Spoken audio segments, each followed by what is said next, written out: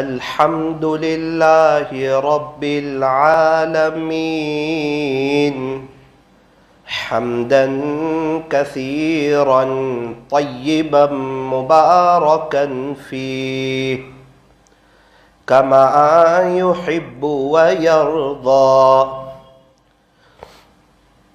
أشهد أن لا إله إلا الله وحده لا شريك له في الخلق والأمر، وأشهد أن سيدنا وسندنا وحبيبنا وشفيعنا وخليلنا ومولانا محمدا عبده ورسوله المبعوث إلى الأسود والأحمر المنعوت بشرح الصدر ورفع الذكر، صلى الله عليه وعلى آله وأصحابه وبارك وسلم تسليما كثيرا كثيرا. أما بعد فأعوذ بالله من الشيطان الرجيم. بسم الله الرحمن الرحيم. يا أيها الذين آمنوا ادخلوا في السلم كافة. وقال الله تبارك وتعالى يا أيها الذين آمنوا قوا أنفسكم وأهليكم نارا. صدق الله مولانا العظيم. وقال النبي صلى الله عليه وسلم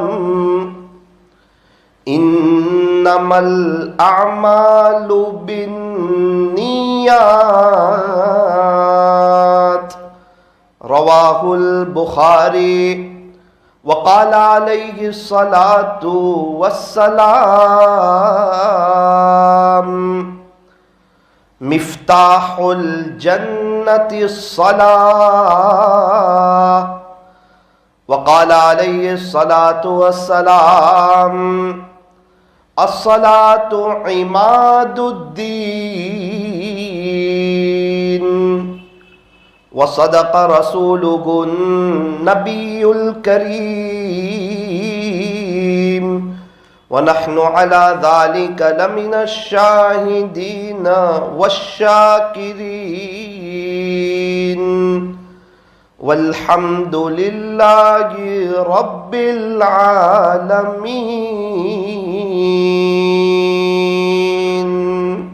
محبت سے درود شریف پڑھ لیجئے.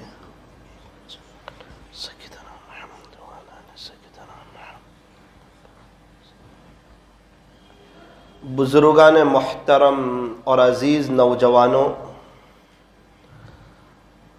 اللہ تبارک و تعالی کا بڑا شکر ہے، احسان ہے، کرم ہے، فضل ہے کہ اللہ نے ہمیں ایمان جیسی عظیم الشان نعمت سے مالا مال فرمایا.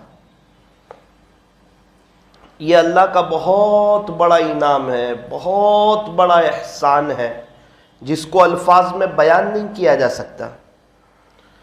آج دنیا کا بڑا طبقہ ہے، سمجھدار بھی ہیں، پڑھے لکھے بھی ہیں، ہوشیار بھی ہیں، پیسے والے بھی ہیں، ہنر والے بھی ہیں، سائنٹسٹ لوگ بھی ہیں. کچھ لوگ تو بڑے بڑے ڈاکٹر ہیں، بڑے بڑے انجینئر ہیں، بڑے بڑے وکیل ہیں، بڑے بڑے پروفیسر ہیں، بڑی بڑی ٹیکنالوجی کے ماہر ہیں. سب سمجھ میں آتا ہے سوائے ایمان کے. اور اللہ کا بڑا شکر ہے کہ ہم میں بہت سے سیدھے سادے بھولے بھالے لوگ ہیں، لیکن اللہ تعالیٰ نے ہمیں ایمان دیا ہے. یہ میرے رب کا بہت بڑا انعام ہے، بہت بڑا احسان ہے۔ اگر ایمان نہ دیا ہوتا تو شاید ہماری اور جانوروں کی زندگی میں کوئی فرق نہ ہوتا، پاکی صافی کا ہمیں علم نہ ہوتا، اور کیا جمعہ اور کیا اذان اور کیا جمعہ کی بہاریں اور کیا عیدین اور کیا رمضان اور کیا 15ویں شعبان اور کیا اسلامی لباس اور کیا قرآن شریف اور کیا نبی، کیا اللہ، کیا ایمان والے، کیا اللہ والے، کیا دینی مجلسیں، کیا اللہ کے نام کا مزہ، کچھ بھی پتہ نہیں ہوتا۔ دنیا بھی بے چینی میں گزرتی، پریشانی میں گزرتی، حالات میں گزرتی، تکلیفوں میں گزرتی۔ ایمان بہت بڑی نعمت ہے۔ بڑی سے بڑی مشکل آ جائیں، بڑی سے بڑی پریشانی آ جائیں، بڑی سے بڑی تکلیف آ جائیں، بڑے سے بڑے حالات آ جائیں، کچھ ہی وقت میں ایمان والا مطمئن ہو جاتا ہے۔ اور جس کے پاس ایمان نہ ہو نا، وہ مطمئن نہیں ہوتا، وہ پریشان ہو جاتا ہے۔ ہم نے دیکھا ہے ایمان والا کیا کہتا ہے، بھائی یہ میرے مقدر میں لکھا تھا۔ یہ اتنا بڑا اور اتنا وزنی جملہ ہے کہ میرے مقدر میں لکھا تھا اور ہر حال میں اسے ہونا ہی تھا، یہی تقدیر تھی۔ اور اچھی اور بری تقدیر یہ اللہ ہی کی طرف سے ہوتی ہے۔ والقدر خیرہ وشرہ من اللہ تعالی۔ اور غیر کیا کہتا ہے، یار ایسا ہو گیا اور ایسا نہ کرتے تو ایسا نہ ہوتا، یہ سب ہماری اس کی وجہ سے ہوا، ہماری پلاننگ کی کمی کی وجہ سے ہوا۔ وہ 2 3 4 سال تک بھی اس کا زخم نہیں بھولتا۔ ہمارے نوساری میں مارکیٹ میں آگ لگ گئی، لوگوں کا کروڑوں کا نقصان ہو گیا، بہت سے مسلمانوں کی زیادہ دکانیں ہیں، لوگ وہاں پر حالات میں آ گئے، تکلیفوں میں آ گئے۔ ابھی آگ تو جل رہی ہے، کچھ دیر ہوا، تھوڑی سی تکلیف ہوئی، پھر کیا کہنے لگے، مقدر میں یہی لکھا تھا۔ بس یہ جملہ کہہ کر کے ریلیکس ہو گئے کہ جتنا نقصان مقدر میں لکھا ہے ہر حال میں ہونا ہے۔ اور یہی جس کے پاس ایمان نہیں تھا وہ کیا کہہ رہے تھے، یار ہمیں پتا ہوتا، ہم اپنا سامان پہلے سے رات میں نکال لیتے، کچھ پیسے نکال لیتے، یہ کیا ہو گیا، اب ہمارا کیا ہوگا، اب ہمارے کھانے کا کیا ہوگا، اب ہمارے گھر کا نظام کیا چلے گا، کیسے چلے گا، یہ پریشانی، ڈپریشن، اور آج تک اس کا افسوس۔ اور جن کے پاس ایمان ہے وہ تو سب بھول گئے، وہ کہنے لگے مقدر میں لکھا تھا، جو لکھا تھا وہ ہوا۔ ہمارے قریبی رشتہ دار، ان کی بھی دکان اس میں تھی، ساری چیزیں ختم ہو گئی، الحمدللہ اللہ کا قرآن رکھا تھا اس کو ایک آنچ نہ آئی، ایک دم صحیح سالم۔ لوگ جمع ہو گئے، آس پاس کے لوگ جمع ہو گئے، سب کو بتایا دیکھو ساری چیزیں جل گئی ہے، لیکن یہ اللہ تعالیٰ کبھی کبھار اپنی قدرت کو ظاہر کر دیتے ہیں اور اللہ کی نشانیوں کو بلند کر دیتے ہیں، اور کس میں کامیابی ہے اللہ تعالیٰ وہ ہمیں سمجھا دیتے ہیں۔ الحمدللہ قرآن شریف جو تھا وہ صحیح سالم۔ اللہ کریں کہ اسی اللہ کے قرآن سے ہمیں محبت ہو جائے، پیار ہو جائے، ہم بھی عاشق قرآن ہو جائیں، قرآن شریف کے پڑھنے والے ہو جائیں، قرآن شریف کے دیوانے ہو جائیں، قرآن شریف سے محبت کرنے والے ہو جائیں، اپنا کوئی وقت طے کریں اللہ کے قرآن کے لیے۔ ہم نے دیکھا ہے وقت طے ہوتا ہے قرآن شریف کی تلاوت آسان ہو جاتی ہے، وقت طے نہ ہو شیطان ٹال مٹول کروا دیتا ہے، آگے پیچھے کروا دیتا ہے۔ ہمارے یہاں ایک ڈاکٹر صاحب تھے، روزانہ 2 پارے پڑھتے۔ میں نے پوچھا وجہ، بولے میں نے وقت طے کر لیا کہ دوپہر میں 4 سے 5 مجھے 2 پارے اللہ کا قرآن پڑھنا ہے۔ 5 سال ہوئے، ناگا نہیں ہوا، وقت آتا ہے مجھے یاد آ جاتا ہے کہ اس وقت مجھے اللہ کا قرآن پڑھنا ہے۔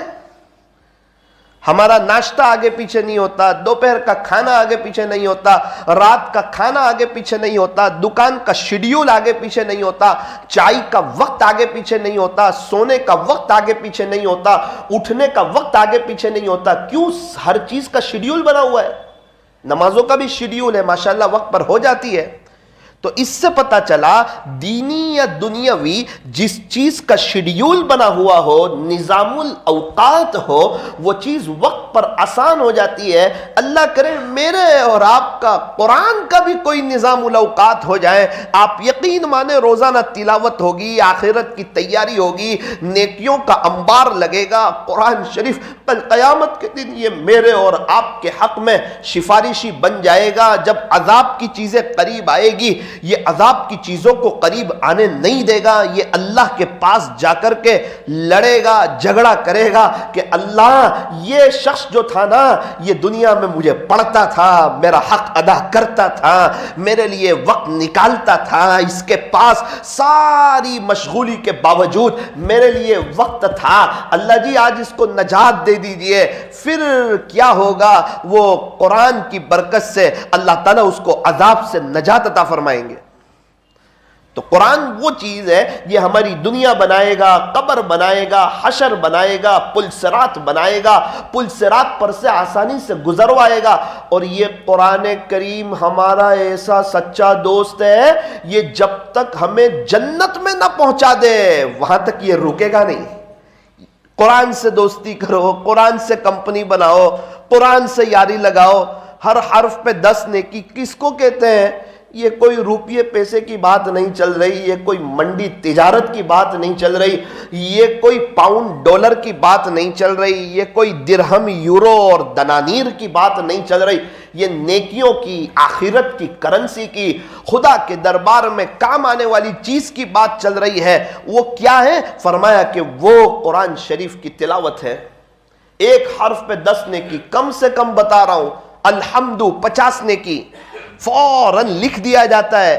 اللہ کے خزانے کھلے ہوئے ہیں، اس کے خزانوں کے کوئی دروازے ہی نہیں ہیں، اور سارے اللہ کے خزانے ہمیں دینے کے لیے ہیں، خدا کے خزانے میں لینے کے لیے کچھ نہیں ہے۔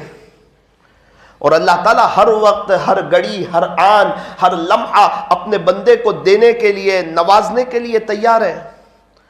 اور جو اللہ کے قریبی لوگ ہیں، سمجھدار لوگ ہیں، ہوشیار لوگ ہیں، عقل مند لوگ ہیں، چالاک لوگ ہیں، دنیا کی محبت ان کے دلوں سے نکلی ہوئی ہے، دنیا کی کوئی اہمیت ان کی نظر میں نہیں، دنیا ان کو بڑی بری اور بدصورت لگتی ہے۔ ہمیں تو جوان خوبصورت لگتی ہے، خدا کے عاشقوں کو یہ بڑی بری لگتی ہے، بدصورت لگتی ہے۔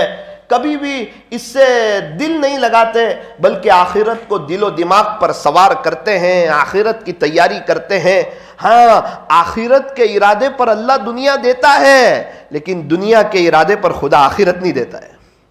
آخرت کے ارادے پر اللہ دنیا دیتا ہے، عافیت کے ساتھ دیتا ہے، رحمتوں کے ساتھ دیتا ہے، برکتوں کے ساتھ دیتا ہے، عزتوں کے ساتھ دیتا ہے، پیر پڑی دیتا ہے، لیکن دنیا کے ارادے پر اللہ آخرت نہیں دیتا۔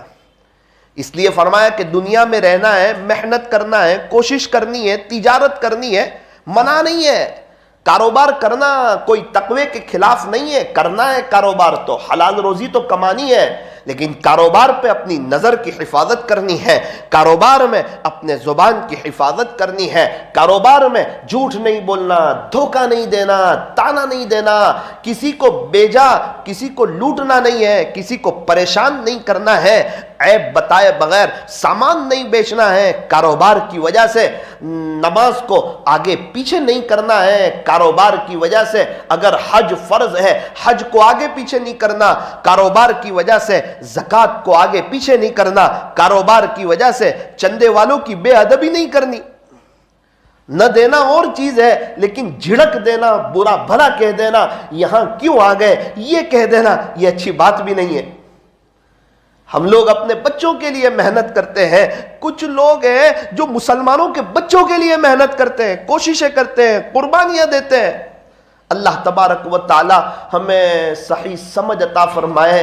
میں یہ عرض کر رہا تھا کہ اللہ تعالیٰ نے ہمیں ایمان دیا ہے، اس پر مستقل اللہ تعالیٰ کا شکر ادا کرنا چاہیے اور ایمان کے پیچھے محنت کرنی چاہیے۔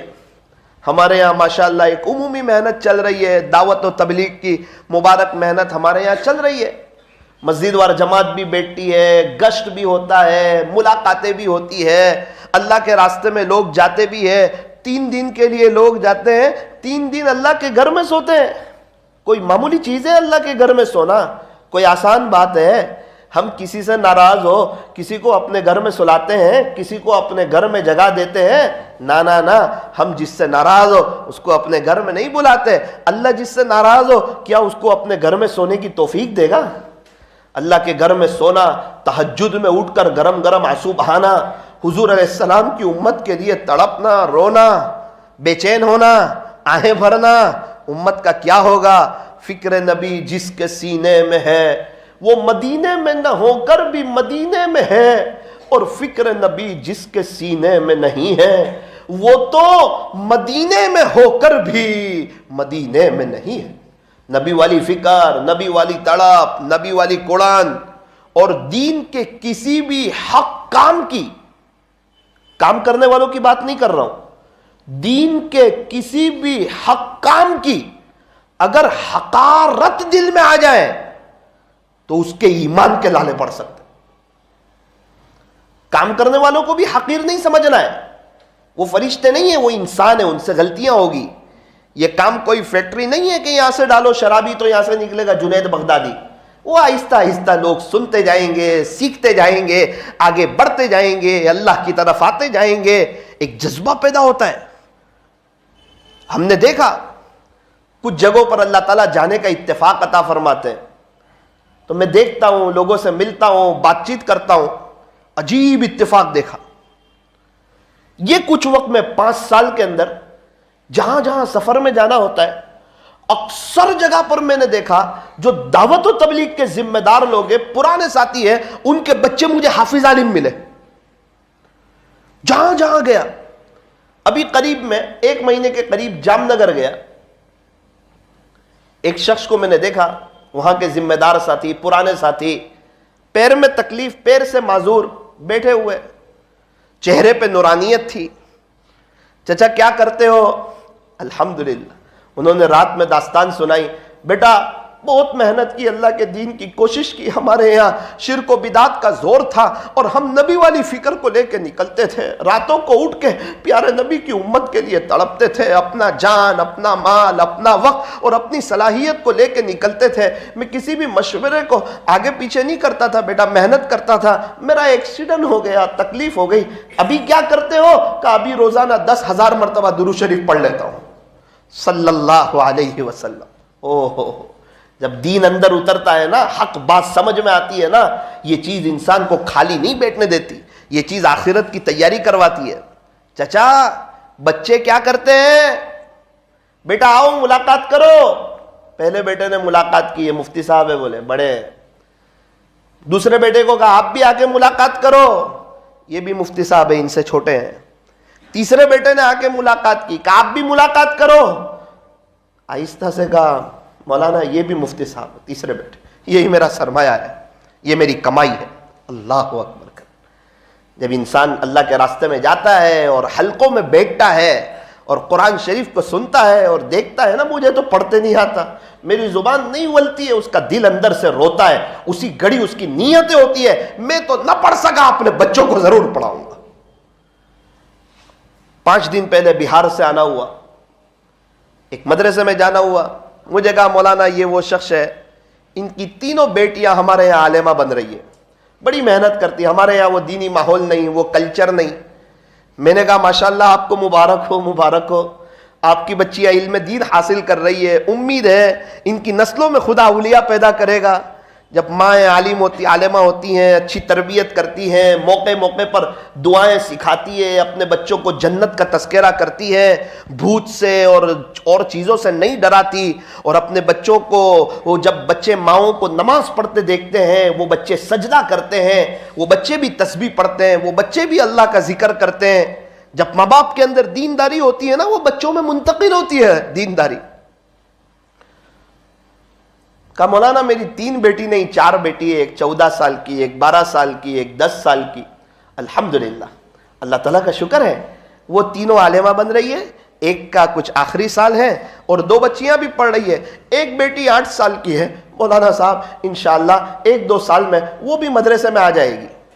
دوسرا سوال پوچھا، آپ تو ایسے علاقے میں رہتے ہیں، دور دراز جنگل، یہاں آپ کو کیسے جذبہ ہوا کہ آپ اپنی بیٹیوں کو علم دین سکھائیں؟ کہا مولانا ہم تو جاہل، غفلت میں ہماری زندگی گزری، ہمیں آتے جاتا کچھ نہیں، دعوت و تبلیغ کی مبارک محنت سے جڑے، دینی مذاکرے کو سنتے، ایمان اور یقین کی باتوں کو سنتے، بس وہی چیزیں ہمارے دل کے اندر لگی اور ہمارے دل کے اندر گھر کری، اور ہم نے سوچا کہ ہم تو نہ پڑھ سکے لیکن انشاءاللہ ہم اپنے بچوں کو ضرور پڑھائیں گے۔ ہمارے نوساری میں ایک چچا کہتے ہیں کہ میں آیا کہاں سے؟ شہادہ سے۔ ہمارے یہاں بہت شرک و بدعت، عجیب و غریب ماحول، ہم نوساری آئے، ہمیں ماحول ملا، دیکھا ہے ماشاءاللہ یہاں مسجد وار جماعتیں بیٹھتی ہے، گشت ہوتا ہے، ملاقاتیں ہوتی ہے، ہم نے بھی تھوڑا جڑنا شروع کر دیا، تعلیم میں بیٹھنے لگے، حلقوں میں بیٹھنے لگے، دین کی باتیں ہمارے کانوں کے راستوں سے دل پر جانے لگی، اور پتھر کے اوپر پانی گرتا ہے نا، ایک وقت آتا ہے سوراخ ہوتا ہے، اس چیز نے ہمارے دل پہ سوراخ کیا۔ مولانا مجھے قرآن پڑھنا نہیں آتا تھا، میں نے فٹ سے اپنے بچے کو اٹھایا، ایک مدرسے میں رکھا کہ بیٹا میں تو نہ پڑھ سکا لیکن تو اللہ کا قرآن سیکھ۔ الحمدللہ میرا بیٹا حافظ ہو گیا۔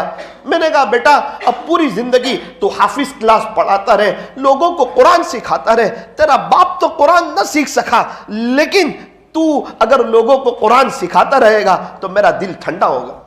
ہم نے مدرسہ اصحاب صفہ شروع کیا، اس کے بعد وہ اس مدرسے میں آ گئے، بڑی محنت کرنے لگے، کوشش کرنے لگے، جب ہماری جماعت جاتی وہ بھی ہمارے ساتھ اللہ کے راستے میں آتے ہیں، اور لگاتار محنت میں، کوشش میں، گشتوں میں وہ لگے رہے۔ کیا پتا تھا کس کا درد، کس کی فکر، کس کی کڑن۔ لاسٹ ہمارے ساتھ وہ کچھ بوجھ کے چلے میں تھے، تہجد میں ان کی رونے کی آواز بلند ہو جاتی، پکار پکار کر کے روتے ہیں کہ اللہ میرا کیا ہوگا، مجھے تو قرآن پڑھنا آتا نہیں، میری زندگی تو غفلت میں گزری، ہم تو شرک و بدعت کے ماحول میں تھے، اللہ کے دین سے بہت دور تھے، یہ نبی والی فکر، نبی والا درد اور یہ نبی والا غم، یہ ہمیں تو کچھ پتہ نہیں تھا۔ جو اللہ والوں نے محنت کی، خواجہ صاحب نے، پیران پیر نے، بایزید بستامی نے، جنید بغدادی نے، فضیل بن عیاض نے، بشر حافی نے، ہمارے حضرت خواجہ دانا صاحب رحمت اللہ علیہ نے، کہاں کے رہنے والے، کہاں آ کر آرام فرما رہے، کیا ضرورت تھی صورت آنے کی؟ یہی بات تھی اللہ کا دین زندہ ہو جائے اور سب لوگ نمازی ہو جائیں اور پوری دنیا میں امن و امان قائم ہو جائے۔ اللہ اکبر، یہی جذبہ لے کر کے، یہی نبی والی فکر، یہی نبی والا درد، یہی نبی والا غم، یہی نبی والی کوڑن کو لے کر کے ہمیں بھی دنیا بھر میں جانا ہے، اپنی اصلاح کی نیت سے جانا ہے، ہمیں تو بیرون بھی جانا ہے اندرون بنانے کے لیے، اور بڑی محبت کے ساتھ اور بڑی عظمت کے ساتھ اس مبارک محنت کو کرنا ہے۔ انشاءاللہ خدا ہماری نسلوں میں بھی ہیرے پیدا کرے گا، لال پیدا کرے گا۔ اللہ اکبر کبیرہ۔ فوراً جواب دیا، مولانا دعوت و تبلیغ کی مبارک محنت سے جڑے ہیں، اور ہماری 3 بچیاں جو ہیں مدرسے میں پڑھ رہی۔ ڈانگ ضلع میں جانا ہوا، ڈانگ ضلع میں ایک شخص سے ملاقات ہوئی، کیا کرتے ہو؟ کہا مولانا الحمدللہ 8 بچے ہیں۔ کیا کرتے ہیں؟ کہا 6 حافظ قرآن ہو گئے، 7ویں کے 22 پارے ہو گئے، 8ویں کا 4تھا پارہ چل رہا ہے، دعا کیجئے آپ۔ کیا بات دل پہ لگی؟ سب بچوں کو پڑھا لیا، تاج ہی تاج پہنو گے، آخرت بنا لی۔ کہا ہم تو بہت دین سے دور تھے، بس یہ اللہ کے دین کی محنت آئی، اس محنت میں ہم لگے، 3 دن ہمارے لگنے لگے، ہماری سوچ، ہمارے جذبے، ہماری نیت، ہمارے ارادے چینج ہونے لگے، اور وہ ساری چیزیں ہمارے بچوں میں منتقل ہونے لگی۔ میرے عزیزو، کام تو چل رہا ہے، کرنے والے کر رہے ہیں، محنت کرنے والے محنت کر رہے ہیں، کوشش کرنے والے کوشش کر رہے ہیں۔ سوال یہ ہے کہ وہ ہماری قبر میں آنے والے نہیں ہیں اور ہم ان کی قبر میں جانے والے نہیں ہیں۔ ان کی وجہ سے ہماری مغفرت نہیں ہونے والی، ہماری وجہ سے ان کی مغفرت نہیں ہونے والی۔ وہ کمائے تو ہمارا گھر نہیں چلے گا، ہم کمائے تو ان کا گھر نہیں چلے گا۔ وہ کمائیں گے ان کا گھر چلے گا، ہم کمائیں گے ذریعے کے طور پہ ہمارا گھر چلے گا۔ وہ اگر ملاقاتیں کریں گے، محنت کریں گے، گشتوں میں جائیں گے، اللہ کے دین کی محنت کریں گے، ان کی زندگیوں میں دین آئے گا، ان کی نسلوں میں دین آئے گا، اللہ ان پر مہربان ہوگا، اللہ کی مدد ان کے ساتھ ہوگی، غیبی تائید اور نصرت ان کے ساتھ ہوگی۔ ان تنصر اللہ ینصرکم، اگر تم اللہ کے دین کی مدد کرو گے تو وہ اللہ تمہاری مدد کرے گا۔ اللہم انصر من نصر دین محمد صلی اللہ علیہ وسلم۔ پیارے اللہ آپ اس کی مدد فرمائیے جو دین محمد صلی اللہ علیہ وسلم کی مدد کرتے ہیں۔ اللہ کے دین کی مبارک محنت آبادی کے لیے ہے، بربادی کے لیے نہیں ہے، آگے بڑھانے کے لیے ہے، پیچھے لے جانے کے لیے نہیں ہے، یہ ہماری ترقی کے لیے ہے، یہ ہماری اصلاح کے لیے ہے، یہ ہماری تربیت کے لیے ہے۔ کیا بہتر ہو، اللہ کرے ہم بھی چھوٹے بن کے، اپنے آپ کو گنہگار سمجھ کر کے، اپنے آپ کو محتاج سمجھ کر کے کہ یہ حق کام ہے، دینی کام ہے، ہمیں اس میں جڑنا چاہیے، اور ہمیں اللہ والوں سے بھی جڑنا چاہیے، کسی اللہ کے ولی سے، کسی اللہ کے عاشق سے بیعت ہو کر کے ان کے معمولات کی پابندی کرنی چاہیے۔ سب لوگ چاہتے ہیں ایمان پر خاتمہ ہو جائے، اچھی موت آ جائے۔ کچھ علامتیں ہیں، کوئی ایسی چیزیں ہیں کہ اگر اسے اپنائیں تو اچھی موت آ جائے۔ کتابوں میں لکھا ہے اگر کوئی شخص کسی اللہ والے سے بیعت ہو جائے، ان کے صحبت میں جاتا رہے، قلبی تعلق ان کے ساتھ رکھے اور ان کے معمولات کو پورا کرتے رہے، انشاءاللہ اسے موت کے وقت کلمہ نصیب ہوگا۔ یہ بیعت کا تعلق، اصلاحی تعلق، یہ کوئی معمولی تعلق نہیں ہے، یہ تو ایک گولڈن چین ہے، اللہ سے جوڑنے والا عمل ہے۔ کسی اللہ والے سے بیعت ہو کر کے معمولات کی پابندی بھی کرنا اور اللہ کے دین کی مبارک محنت بھی کرنا۔ یہ مسواک کرنے سے موت کے وقت کلمہ نصیب ہوتا ہے۔ آج ہمارے یہاں مسواک کو بہت کم اہمیت دی ہے اور بہت کم اس کو حیثیت دے دی ہے۔ آج مسلمان لوگ مسواک سے بہت دور ہے۔ 20 آدمی وضو کرتے ہو، 2 آدمی کے پاس مسواک ہوتا ہے، کتنے افسوس کی بات ہے۔ اور 20 آدمی وضو کرتے ہو تو ان کے ہر ایک کے پاس موبائل ہوتا ہے، 10-10 ہزار والا موبائل ہر ایک کے پاس ہے، 10-10 روپے والا مسواک ہر ایک کے پاس نہیں ہے۔ موبائل بھول جاتے ہیں، لینے کے لیے جاتے ہیں، کبھی یاد نہیں زندگی میں مسواک بھول گئے ہو، گھر پہ لینے کے لیے گئے ہو کہ میں بغیر مسواک کے وضو کیسے کروں گا، میری نماز کا ثواب کم ہو جائے گا۔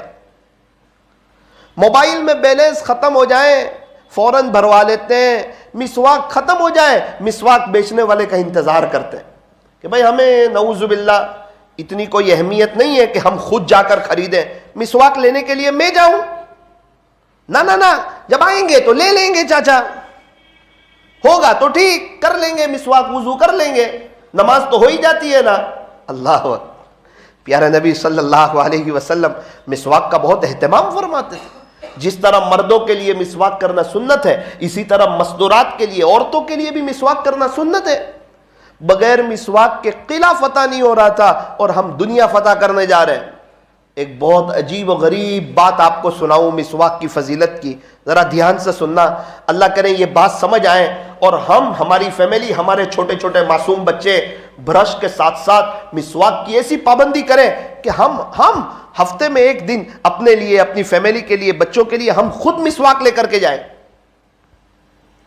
مسواک کے فوائد میں لکھا ہے، عجیب و غریب بات لکھی ہے، جو شخص مسواک کا پابند ہوگا، مسواک پابندی سے کرتا ہوگا، جب ملک الموت اس کے پاس آئیں گے نا روح قبض کرنے کے لیے، تو سب سے پہلے شیطان لوگ انتقال کے وقت بہت بھڑکاتے ہیں، دنیا کو زیب و زینت کے ساتھ سامنے والے کے سامنے ظاہر کر دیتے کہ تو دنیا میں ایسا لگ جا کہ تو کلمہ بھول جا، کچھ کلمے کے خلاف بول دے، دنیا اس کے سامنے کر دیتے ہیں۔ تو ملک الموت جب روح قبض کرنے کے لیے آئیں گے تو لکھا ہے کہ 2 کام کریں گے۔ جو مسواک کا اہتمام کرتا ہوگا سب سے پہلے مار کر کے شیطان کو اس کے پاس سے بھگا دیں گے، جو شیطان تھا نا اس کے قریب اس کو بھگا دیں گے، اور دوسرا اس کو کہیں گے تیرا آخری وقت ہے کلمہ پڑھ لے، اور وہ انشاءاللہ کلمہ پڑھ لے گا۔ اس سے بڑی کیا بات ہے کہ ملک الموت کلمہ یاد دلا رہے ہیں کہ ہم تجھے لینے کے لیے آئے تو کلمہ پڑھ لے۔ یہ کیسے ملے گا؟ کہا مسواک میں ملے گا۔ اب جس کے دل میں مسواک کے لیے جگہ نہ ہو، اہمیت نہ ہو، موبائل سے کم حیثیت مسواک کو دیتا ہو، کہتا ہے مسواک گر جاتا ہے، موبائل نہیں گرتا تیرا، 10,000 والا اس لیے، مسواک 10 روپے کا اس کے لیے گر جاتا ہے۔ کوئی بات نہیں، اب چھوٹا سا مسواک رکھ لو، کم سے کم مسواک کی سنت تو زندہ ہو جائے، مسواک کا اہتمام تو ہو جائے۔ اللہ تبارک و تعالی ہمیں صحیح سمجھ عطا فرمائے۔ تو کچھ اعمال ایسے ہیں جس کی وجہ سے موت کے وقت کلمہ نصیب ہوتا ہے، اس میں سے ایک مسواک کا اہتمام کرنا، نظر کی حفاظت کرنا، زنا وغیرہ سے بچنا، اذان کے بعد دعا پڑھنا اور اللہ تعالیٰ سے دعا کرنا اور ایمان کی نعمت پر اللہ سے شکر ادا کرنا، یہ وہ ساری نعمتیں ہیں جس کی وجہ سے موت کے وقت کلمہ نصیب ہوتا ہے۔ اس لیے آج کی مجلس میں اس بات کی نیت کی جائے کہ انشاءاللہ ہم لوگ مسواک کا اہتمام کریں گے انشاءاللہ، اور کوشش کریں گے کہ ہر نماز ہماری مسواک کے ساتھ ہو انشاءاللہ۔ اور صرف ہم نہیں، ہماری فیملی، ہمارے بچے، ہمارے معصوم بچے برش کر کے اسکول جائیں اور مسواک نہ کریں، اللہ اکبر کبیرہ۔ صبح اٹھ کے نیند میں سے بیدار ہو کر مسواک کرنا مستقل سنت ہے، اور وضو کے وقت مسواک کرنا مستقل سنت ہے۔ تو کیا بہتر ہو ہمارے بچے نیند سے بیدار ہو کر برش کرتے ہیں، میں منع نہیں کرتا، ساتھ میں مسواک بھی کر لے، بچپن سے کیا ہوگا 55 تک کریں گے، ورنہ یاد رکھنا میری بات، شاید اگر بچپن سے عادت نہیں ڈالی ہوگی، حافظ عالم بھی بن جائیں گے تو بھی اکثر مسواک چھوٹ جایا کرے گا۔ جو چیز کی عادت بچپن سے ہوتی ہے نا وہ 55 تک چلتی ہے، چائے کی عادت بچپن سے ہوتی ہے 55 تک چلتی ہے، برش کی عادت بچپن سے ہوتی ہے 55 تک چلتی ہے، مسواک کی اور نمازوں کی عادت اگر بچپن سے ہوگی انشاءاللہ 55 تک چلے گی۔ اسی لیے کہتے ہیں بچے چھوٹے ہو تو اسلامی لباس پہناؤ تاکہ ہمیشہ اسلامی لباس پہنے، ان کے سر پہ ٹوپی پہناؤ تاکہ ہمیشہ ٹوپی کی محبت اس کے دل میں رہے، اور اس کے انگریزی بال نہ کٹواؤ تاکہ بڑا ہو کہ کبھی بھی انگریز کے طریقوں پر نہ چلے، ورنہ اگر اللہ کا نافرمان ہوگا تو وہ ہمارا بھی نافرمان ہوگا۔ جو اللہ کا نافرمان ہو وہ کسی کا فرما بردار نہیں ہوتا۔ میرے عزیزو، ٹوپی والا والو، یہ وقت ہے، سوچنے کا وقت ہے، آخرت کی تیاری کا وقت ہے، توبہ کرنے کا وقت ہے، یوٹن لینے کا وقت ہے، سمجھدار بن جانے کا وقت ہے، اور اللہ کے دین کے خاطر مر مٹنے کا، اور اللہ کے دین کو اوڑھنا بچھونا بنانے کا، اور اپنی ہمیشہ ہمیشہ کی آخرت کو بنانے کے لیے یہ دنیا کی زندگی ہے۔ اللہ تعالی ہمارے بیٹھنے جمع ہونے کو اور اس بارے میں ضرور گہرائی سے سوچنے کو اور آخرت کی طرف آ جانے کو اور آخرت کی تیاری کرنے کی اللہ تعالی ہم تمام کو توفیق اور سعادت نصیب فرمائے۔